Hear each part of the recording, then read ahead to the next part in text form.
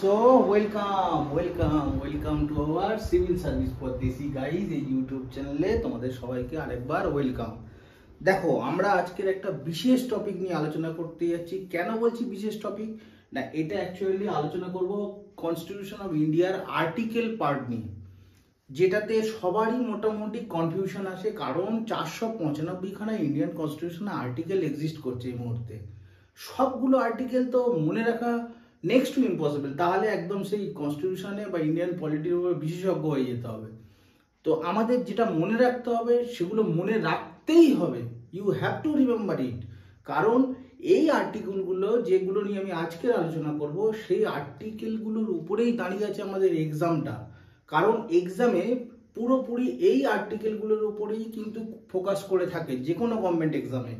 তো সেই আর্টিকেলগুলো মানে যাদেরকে আমরা কোর আর্টিকেল বলে থাকি, সেই আর্টিকেলগুলো জানতেই হবে এবং তার সঙ্গে সেই আর্টিকেলগুলো কিসের সঙ্গে রিলেটেড এগুলোও মেমোরাইজ করে রাখতে হবে। কারণ কোশ্চেন একদম ধরে ধরে এখান থেকে আসে যে ম্যাচ ফলোয়িং বলে একটা আর্টিকেল 1 এর সঙ্গে একটা দিল, আর্টিকেল 2 এর সঙ্গে একটা দিল, 13 এর সঙ্গে দিল, এভাবে ম্যাচ ফলোয়িং আসতে পারে। অথবা কোনো একটা এরকম যেমন name and territory of the union, এটা কত নম্বর আর্টিকেলে আছে, এইভাবেও কোশ্চেন কিন্তু এক্সামে আসে এবং আমরা রীতিমতো সেই জায়গায় কনফিউজড হয়ে যাই। সুতরাং কনফিউশন দূর করার জন্য যে যে কোর আর্টিকেল বলছে আমি বারবার যাদেরকে, সেই কোর আর্টিকেলগুলোকে মেমোরাইজ করতেই হবে এবং এই ভিডিওর মাধ্যমেই আমরা মেমোরাইজ করে নেব। বারবার তোমরা এই ভিডিওটা দেখবে, তাহলেই দেখবে অটোমেটিক্যালি এগুলো তোমাদের মেমোরিতে সেট হয়ে যাবে। তো শুরু করা যাক আর্টিকেল 1 নম্বর দিয়ে। দেখো আর্টিকেল 1 কি বলছে, name and territory of the union. একদম তোমরা এই পার্টিকুলার লাইনটা, name and territory of the union, মনে রাখবে। আর্টিকেল 1 মানে কি বলছে, নাম এবং টেরিটরি অফ দ্য ইউনিয়ন, মানে আমাদের টেরিটরির যে নামটা এবং টেরিটরিটা ইউনিয়ন, সেই জিনিসটাই যে আর্টিকেল 1 এ মেনশন করা আছে, এটা তোমাকে মনে রাখতে হবে। দেন article 3, formation of new states and alternation of areas, boundaries or names of existing states. দেখো ফরমেশন অফ নিউ স্টেট মানে নতুন একটা স্টেট তৈরি করা, and alternation of areas boundary অথবা কোনো স্টেটের বাউন্ডারি অল্টারনেট করা, মানে বাউন্ডারি কতটা সীমানা হবে তার, সেটা অল্টারনেশন করা, এবং নেম অফ এক্সিস্টিং স্টেট মানে কোনো স্টেটের নাম পরিবর্তন করা, সমস্ত related to article 3। Then article 13, fundamental rights, most important, সেটা হচ্ছে ফান্ডামেন্টাল রাইট আছে কিন্তু আর্টিকেল 13 এ। তারপর দেখো আর্টিকেল 14, আর্টিকেল 14 এ কি আছে, ইকুয়ালিটি বিফোর দ্য ল। আমি বারবার বলছি, এই যে লাইনগুলো আমি মেনশন করে দিয়েছি এখান থেকে একদম ধরে ধরে কোশ্চেন আসে, সেটা হচ্ছে ইকুয়ালিটি বিফোর ল কত নম্বর আর্টিকেলে আছে, সেটা হচ্ছে আর্টিকেল 14। আর্টিকেল 16 এ কি আছে দেখো, equality of opportunity, matters of public employment, মানে এই যে আমরা সরকারি চাকরির পরীক্ষার জন্য তোমরা প্রিপারেশন নিচ্ছ, সেই যে জিনিসটা সেখানে ইকুয়ালিটি অফ অপরচুনিটি, সবার যে সমান অপরচুনিটি, সেটা হচ্ছে পাবলিক এমপ্লয়মেন্টের ক্ষেত্রে, সেই ম্যাটারটা মেনশন করা আছে article 16। Article 17, abolition of untouchability. বহুবার পিএসসি কেন যে কোনো কম্পিটিটিভ এক্সামে এসছে article 70 related to abolition of untouchability. Then article 19 এ কি আছে, protection of certain rights regarding freedom of speech, বাক স্বাধীনতা। তোমরা কৌস্তব সরকার স্যারের ইন্ডিয়ান কনস্টিটিউশন যে উনি ধরে ধরে, লক্ষ্মীকান্ত ধরে ধরে যে উনি পড়াচ্ছেন পুরো বাংলা করে করে, সেই প্রিভিয়াস ভিডিওগুলো আমাদের প্লেলিস্টে গিয়ে ইন্ডিয়ান কনস্টিটিউশনে গিয়ে সার্চ করে ক্লাসগুলো একবার দেখে নিও। জাস্ট তোমাদের এগুলো একদম ক্রিস্টাল ক্লিয়ার হয়ে যাবে, কোনো রকম সমস্যা থাকবে না। তো আর্টিকেল 19 রিলেটেড টু, আরেকবার বলে দিই, protection of certain rights regarding freedom of speech. Then article 21 এ চলে আসে যাও। আর্টিকেল 21 এ কি বলা আছে, protection of life and personal liberty, protection of life and personal liberty. Article 21A, again most important article, have repeatedly coming into exam, সেটা কি না, right to elementary education. Article 21A belongs to right to elementary education. Then last one, এই স্লাইডের last one কি আছে, article 40। PSC তে কতবার যে এসছে এই কোশ্চেনটা, মানে এটা মনে করা খুব ডিফিকাল্ট, সেটা হচ্ছে the organisation of village panchayat. এইটুকু টার্ম ভিলেজ পঞ্চায়েত, মানে আমাদের যে পঞ্চায়েত আমরা দেখি না আমাদের বাড়ির আশেপাশে, সেই পঞ্চায়েত অর্গানাইজেশনটা আছে আর্টিকেল 40-তে মেনশন করা আছে ভিলেজ পঞ্চায়েত। দেখো আর্টিকেল 44-এ কি বলা আছে, the uniform civil code for the citizens. Actually এই টার্মগুলো না মনে রাখতে হবে তোমাকে, যে বলে দিল uniform civil code for the citizens, এটা কত নম্বর আর্টিকেলে আছে বলে 44, 42, 43 এরকম একটা দিয়ে দেবে, আর তুমি রীতিমতো কনফিউজড হয়ে যাবে যদি না তুমি এই ভিডিওটা বারবার দেখো এবং মেমোরাইজ করার চেষ্টা করো। কারণ বারবার বলছি, এটা কিন্তু কোর আর্টিকেল পোর্শন, এই আর্টিকেলগুলোর উপরেই ইন্ডিয়ান কনস্টিটিউশন দাঁড়িয়ে আছে। এই আর্টিকেলগুলো থেকেই আমাদের এক্সামে কিন্তু কোশ্চেন আসে। এবার আর্টিকেল 51A দেখে নেওয়া যাক, ফান্ডামেন্টাল ডিউটিস। মোস্ট ইম্পর্টেন্ট হচ্ছে আর্টিকেল 51A ফান্ডামেন্টাল ডিউটিস। দেখো ফান্ডামেন্টাল ডিউটিস এবং ফান্ডামেন্টাল রাইটস দুটো কোন কোন আর্টিকেলে আছে কিন্তু গুলিয়ে ফেলবে না। 3 নম্বর দেখে নেওয়া যাক আর্টিকেল 72, কি আছে না, পাওয়ার অফ দ্য প্রেসিডেন্ট, প্রেসিডেন্টের ক্ষমতা, সেটা হচ্ছে আর্টিকেল 72-তে আছে। আর্টিকেল 76-এ কি আছে, অনেকবার রিপিটেশন হয়েছে, অ্যাটর্নি জেনারেল অফ ইন্ডিয়ার কথা বলা আছে 76-এ। আর্টিকেল 76-এ কি বলা আছে না, অ্যাটর্নি জেনারেল অফ ইন্ডিয়ার কথা। আর্টিকেল 110, 110তম আর্টিকেল, কি মেনশন করা আছে, মানি বিল। মানি বিলটাও কিন্তু অনেকবার রিপিটেশন হয়েছে এক্সামে, মানি বিল বলা আছে আর্টিকেল 110-এ।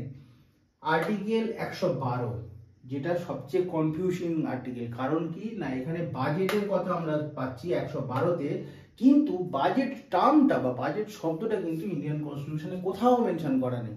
তাহলে সেখানে কি মেনশন করা আছে না, অ্যানুয়াল ফিনান্সিয়াল স্টেটমেন্ট হিসাবে বাজেটটাকে আমরা মেনশন মানে পেয়েছি, ফাইন্ড আউট করতে পেরেছি ইন্ডিয়ান কনস্টিটিউশনে। তাহলে ইন্ডিয়ান কনস্টিটিউশনে আর্টিকেল 112-তে আমরা অ্যানুয়াল ফিনান্সিয়াল স্টেটমেন্টকে পেয়েছি, নট ইন বাজেট ফর্ম। বাজেটটা আমরা পরবর্তীকালে এই নামটা আমাদের ক্রিয়েট করা, কিন্তু আর্টিকেল 112-তে এটা অ্যানুয়াল ফিনান্সিয়াল স্টেটমেন্ট হিসেবে মেনশন করা আছে। এটা কিন্তু খুব ইম্পর্টেন্ট কোশ্চেন, যে বাজেট কি ইন্ডিয়ান কনস্টিটিউশনে মেনশন করা ছিল, ইয়েস অর নো, তাহলে বুঝে গেলে। এবং যদি বলে যে বাজেট ছিল না, তাহলে কি ছিল 112-তে, সেটা হচ্ছে অ্যানুয়াল ফিনান্সিয়াল স্টেটমেন্ট। আর্টিকেল 148 কি বলা আছে না, controller and auditor general of India এসছিল কয়েক বছর আগেই, পিএসসিতে এসছিল, বিসিএসে এসছিল, এবং এটা নিয়ে একটা ভুল বার্তা চলে গিয়েছিল যে ক্যাগের অ্যাকচুয়ালি সংজ্ঞাটা কোথায় দেওয়া আছে, আর্টিকেল 148, এটা একটা ভুল কোশ্চেন হয়ে গিয়েছিল। পরবর্তীকালে পিএসসি এটা রেকটিফাইও করে দিয়েছিল, এই 2-4 বছর আগেকার কথা বলছি। Controller and auditor general of India, CAG কোথায় মেনশন করা আছে, আর্টিকেল 148-এ। তোমরা অ্যাটলিস্ট এটাকে ভুলবে না। আর্টিকেল 155-এ কি বলা আছে না, অ্যাপয়েন্টমেন্ট অফ দ্য গভর্নর। দেখো recent West Bengal governor change হয়েছে, সুতরাং এই কোশ্চেনটা তো অন্তত ওয়েস্ট বেঙ্গলের যে কোনো পরীক্ষার জন্য খুব ইম্পর্টেন্ট। সেটা হচ্ছে আর্টিকেল 155-এ বলা আছে অ্যাপয়েন্টমেন্ট অফ দ্য গভর্নর, যেহেতু আমাদের স্টেট নতুন গভর্নরকে পেল। তো আর্টিকেল 214 দেখে নেওয়া যাক, হাইকোর্ট অফ ক্যালকাটা। প্রত্যেক দিনই তুমি খবরের কাগজ খুলবে, নিউজ পেপার খুলবে, কলকাতা হাইকোর্টের এই রায়, ওই রায়, সেই রায় তুমি কিন্তু পাবেই। সুতরাং কলকাতা হাইকোর্ট হোক বা যে কোনো স্টেটের যখন হাইকোর্টগুলো বলা হচ্ছে, সেটা মেনশন করা আছে আর্টিকেল 214-তে। আর্টিকেল 214-তে হাইকোর্টের কথা, স্টেট হাইকোর্টগুলোর কথা মেনশন করা আছে। Article 243B, 243B, constitution of panchayat. দেখো পশ্চিমবঙ্গে আর কয়েকদিনের মধ্যেই পঞ্চায়েত ইলেকশন, সুতরাং পঞ্চায়েত রিলেটেড যতগুলো আর্টিকেল আছে, এর আগে আমি বললাম 40-তে আছে পঞ্চায়েতের কথা বলা, এখন বলছি 243B। 243B-তে কি বলা আছে, কনস্টিটিউশন অফ পঞ্চায়েত। আচ্ছা, আর্টিকেল 243K-তে কি বলা আছে, ইলেকশন অফ পঞ্চায়েত। কয়েকদিন পরেই যেহেতু ইলেকশন পঞ্চায়েতের, সুতরাং তোমাদেরকে মনে রাখতেই হবে আর্টিকেল 243K-তে বলা আছে ইলেকশন অফ পঞ্চায়েতের কথা। এখন আর্টিকেল 275 দেখে নেওয়া যাক না, grant from the union to the certain state. এটাও কেন ইম্পর্টেন্ট, সেটার কারণ হচ্ছে দেখো এই মুহূর্তে রাজ্যের সঙ্গে কেন্দ্রের একটা কনফ্লিক্ট চলছে, কি নিয়ে না, গ্র্যান্ট নিয়ে। কেন্দ্র টাকা দিচ্ছে না, রাজ্য সরকার বারবার বলে যাচ্ছে আমার এই প্রাপ্য, কেন্দ্র দিচ্ছে না। কেন্দ্র বলছে আমি অডিট করে দেখবো, ঠিকঠাক থাকলে ছাড়বো। তো এটা নিয়ে না একটা ট্রেন্ডিং নিউজ কন্টিনিউ কিন্তু আমরা খবরে পাচ্ছি, যার জন্যে এই যে grant from the union to certain state, এই কেন্দ্র থেকে যে গ্র্যান্টটা রাজ্য সরকারগুলো পেয়ে থাকে সেটার কথা মেনশন করা আছে আর্টিকেল 275-এ। আর্টিকেল 275-এ তাহলে কি মেনশন করা আছে? Grant from the union to certain state. তো এবার দেখো না যাক আর্টিকেল 280-তে কি বলা আছে না, ফিনান্স কমিশন সম্বন্ধে 280 নম্বর আর্টিকেলে বলা আছে। আর্টিকেল 300A, কয়েক বছর আগে পর্যন্ত এই কোশ্চেনটা পিএসসির একটা খুব ফেভারিট কোশ্চেন ছিল না। আর্টিকেল 300A কি বলা আছে না, রাইট টু প্রপার্টির কথা বলা আছে আর্টিকেল 300A-তে। এইবারে দেখো এই যে কোশ্চেন কটা, এই যে লাস্ট 3টে কোশ্চেন একদম তোমাদেরকে মাথায় গেঁথে নিতে হবে। তার কারণ কি না, আর্টিকেল 312তে কি বলা হয়েছে না, অল ইন্ডিয়া সার্ভিস, যেটা তোমাদের স্বপ্ন, সেটা হচ্ছে সিভিল সার্ভেন্ট হওয়া, ইউপিএসসি এক্সাম দিয়ে। সুতরাং আর্টিকেল 312-র কথা বলা আছে, আর 12তে বলা আছে অল ইন্ডিয়া সার্ভিসের কথা। আর্টিকেল 315-তে কি বলা আছে না, স্টেট পিএসসি অর ইউপিএসসি। দেখো স্টেট যে পিএসসি গুলো হয় না আমাদের, যেমন পাবলিক সার্ভিস কমিশন বা সেন্ট্রালের ইউপিএসসি, এই স্টেট পিএসসি গুলোর কথা, বা বিহার ঝাড়খণ্ড যেমন আলাদা আলাদা স্টেটে আলাদা পিএসসি আছে, সেই স্টেট পিএসসি গুলোর কথা এবং ইউপিএসসির কথা বলা আছে আর্টিকেল 315-তে। লাস্ট এই স্লাইডে লাস্ট কি আছে, আর্টিকেল 324 ইলেকশন কমিশনের কথা বলা আছে। ইলেকশন কমিশন অফ ইন্ডিয়ার কথা কোথায় মেনশন করা আছে, মনে রাখবে 324, আর্টিকেল 324।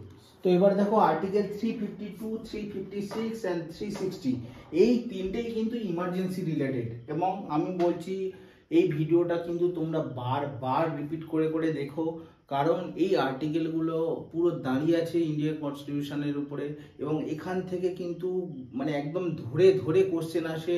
কনফিউশন যেন তোমাদের মধ্যে কোনোভাবে ক্রিয়েট না হয় এক্সাম হলে। তোমরা একদম এতবার করে এই ভিডিওটা দেখো যাতে তোমাদের পুরো মেমোরিতে সেট হয়ে যায়, এবং তোমরা পরীক্ষা হলে গিয়ে জাস্ট দেখার সঙ্গে সঙ্গে অ্যান্সারটা করে আসতে পারো। তো দেখো আর্টিকেল 352-তে আছে ন্যাশনাল ইমার্জেন্সি, আর্টিকেল 356-এ আছে প্রেসিডেন্টস রুল, এবং আর্টিকেল 360-তে আছে ফিনান্সিয়াল ইমার্জেন্সি। তিনটেকে গুলোবে না। 52-তে আছে ন্যাশনাল ইমার্জেন্সি, 56-তে আছে প্রেসিডেন্ট রুল, এবং 360-তে আছে ফিনান্সিয়াল ইমার্জেন্সি। এবং লাস্ট ওয়ান যেটা কি আর্টিকেল 368, এখানে কি বলা আছে না, অ্যামেন্ডমেন্ট অফ কনস্টিটিউশনকে অ্যামেন্ড করার কথা 368-এ বলা আছে। দেখো 495 খানা আর্টিকেলের মধ্যে আমি এই আর্টিকেলগুলো কোর আর্টিকেল বলে তোমাদেরকে করিয়ে রাখলাম, এবং এই আর্টিকেলগুলো কিন্তু পুরোপুরি তোমরা মেমোরাইজ করে রাখার চেষ্টা করবে, কারণ এখান থেকে বারবার বলছি পরীক্ষায় কিন্তু কোশ্চেন আসে। তো এই ভিডিওটা যদি তোমাদের ভালো লেগে থাকে অবশ্যই করে প্রচুর প্রচুর বন্ধুদের সঙ্গে শেয়ার করবে।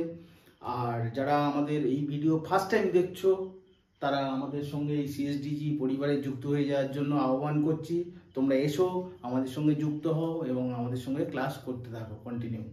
তো যারা নতুন তাদের একটু যদি কনফিউশন হয় আমি আরেকবার রিপিট করে দিচ্ছি যে আমাদের সমস্ত ভিডিও তোমরা পাবে ইউটিউবে গিয়ে প্লে লিস্টে ঢুকে তোমরা সার্চ করে করে দেখে নেবে, চ্যাপ্টার ওয়াইজ ধরে ধরে ওখানে পুরো বোঝানো আছে। তো thanks for watching my video, thank you again.